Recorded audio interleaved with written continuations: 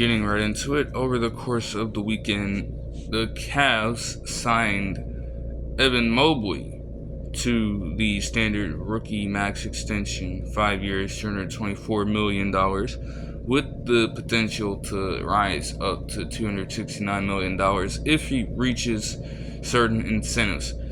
Some of them probably include making a specific All-NBA team for the first time ever in his career, also winning an award for the first time in his career as well. Defensive Player of the Year probably seems more realistic for him, judging by the fact that in 2022 he finished in third for voting in that award. Now, he didn't make any team last season or win any sort of award for recognition. And really, when it comes down to the numbers, he increased a little in rebounds, stayed right around the same place though in terms of points per game overall, blocks per game, steals per game with 0.8. But the thing I guess that caught their eye is the 3-point percentage. Now, he was a 25% shooter in 2021 when they drafted him. They thought he would have the ability to stretch the floor, and it was underwhelming for that portion of time. And then in 2022, he was damn near unreliable from that range, shooting only 21.6% from out there. Now, I don't necessarily know what to think about him putting up this type of production in 29 less games, because he only played 50 in 2023, and yet he shot 37.3% from the field while making less than 0.5 and shooting less than 1.3. I'm not, he's a player that honestly still has room to grow, which is scary. Because if this is his floor, that still makes him a very solid piece for that team. And obviously, him alongside Jared Allen has gotten on so many teams' nerves over the past couple of seasons. So he's definitely worthy of keeping around. I don't know if you dish out all of that money to him, but he's that, bro, he's only 22. I mean, shit. That's kind of a good idea. I like the move. I do feel as though some people, for fair reasons, may dislike it, because he hasn't taken that huge jump yet, like so many want him to do. I feel that for some people is probably what makes or breaks this specific move right here. Can he take the next step in his overall career? Or is he just going to continue to be this stagnant? I wouldn't worry too much about it though, because if he can actually get through a full season with this contract, I mean, he could definitely increase his production all across the board. There's no doubt about that in my mind. The main problem with him is in the playoffs, because, I mean, in some of these playoff series, especially in, 2022, granted first one, but he was just not efficient enough as a big man for the Cavs to have that performance that he did in Game 5, where he had 33 points.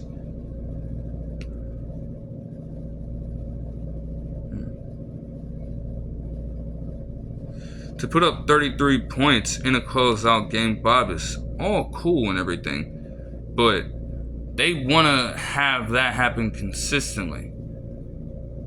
And if it can't, that's certainly a problem. So it's a good move, but it definitely hinges a lot on his playoff performances to come and his regular season production to come, with obviously enough time to really establish himself in any team race or awards race. And obviously, him only playing 50 games and being susceptible to injury left him ineligible for any sort of NBA team or defensive team or any award like that. Is you gotta play the requisite 65. That's the rule now. So, the news last week, on that Wednesday, the Fever were playing the Wings in a tight ass match. And while the Wings won it 97-93 with a crazy dagger shot by guard Urike Ogunwale, who's one of the top scorers in the WNBA this season. Caitlin Clark did something historical and set the new WNBA record for assists in a game with 19, while also having 24. Despite that, she still came up short because none of her teammates would get with her down the court for some reason and make themselves available options for her to pass the ball to and potentially get some more points out of the situation. Nonetheless, after that, Thursday comes and we get news that the WNBA secures a media rights deal with Amazon, NBC, and ESPN for $2.2 billion over the next 10 years. I can't lie when I say that this is tremendous for that league. They need that kind of deal. They've been clamoring for it for years because it was always the NBA getting those sort of mega deals with all of these TV networks, and the WNBA, because it is subsidized by the NBA, tends to get the scraps of that money. For them to have their own independent contract is very major, not to mention all of the sponsorships and personal deals that become available to more of these players. We could be seeing quite the change in that landscape with something like this, and you would hope so. This has to work for them. They can't screw this up. The league was created in 1996 on April 24th. Early on, they started to, make waves a little bit, but obviously they were still developing. However, to this point, according to multiple sources, they have yet to profit. They have yet to turn a profit from the league. Every single year since its inception, they have lost money. On average, according to multiple sources, those calculations by people like Adam Silver tend to be around a net negative of $10 million on average since its inception. They have never made a dime. No one. Nobody in the front office, none of the players. If you secure a deal like this, where you are set as a league to get around $200 million per year on average, you better be sure that you're allocating that money the right way, whether it be enforcing, some new salary cap rules and what have you, bro, they have to lock in. You gotta make sure that you can start making money and revenue from your product. Because if you still, after these next 10 years pass, have not made a dime with this mega deal, they aren't going to be compelled to give you too many more. And if you continue to lose all this money as well, you may have to think about just calling off the entire thing and purging the league. Because that's just a disservice to everyone. It's hard for a league to reimburse their players when they cannot turn a profit at all and just consistently lose money. Massive amounts of money. That's just not compatible at all. Speaking of media rights as well, yesterday, and this is major in its own right for all NBA fans around the world, Turner Sports Broadcasting, the company behind the TNT TBS networks and home, in that sense, to the Inside the NBA TV show. Turner Sports has matched the media rights deal and respective contract set by Amazon, NBC, and ESPN, that collective. They've matched that offer and are sending it over to Adam Silver, because just because it's out does not mean that they are going to be selected as the home of the NBA still.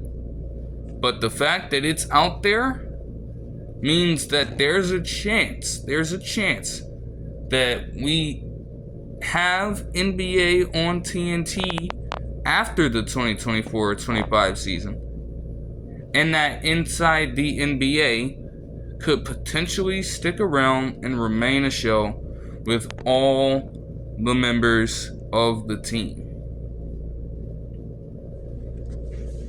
Major stuff at this point. And that could be game changing. People get to retain their consumption of quite possibly their favorite sports TV show. Some people have been, riding with that sentiment for quite a while. And honestly, those guys at TNT do a great job of not only covering the game, but they are pretty much entrenched in pop culture too. Like, they are well aware of what's going on. They aren't shy of commenting on these matters, and they just try to bring a lighthearted and relatable side of coverage to those at home. You can't beat that. But you're gonna try to have fucking Amazon, NBC, and ESPN beat out that kind of product.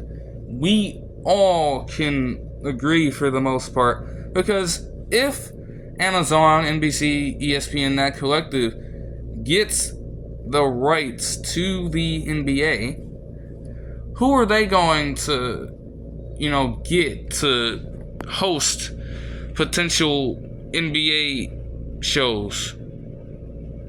Who are they going to find? I can guarantee you that no matter what personnel they decide to go with, those guys aren't going to even be on the same plane as Shaq, Ernie, Kenny, or Charles Barkley.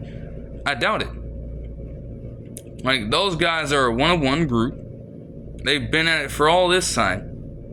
And just because the money looks good, you're going to try to break up that display of chemistry and relatability that has helped so many people over the years and have gotten a lot of people into basketball too.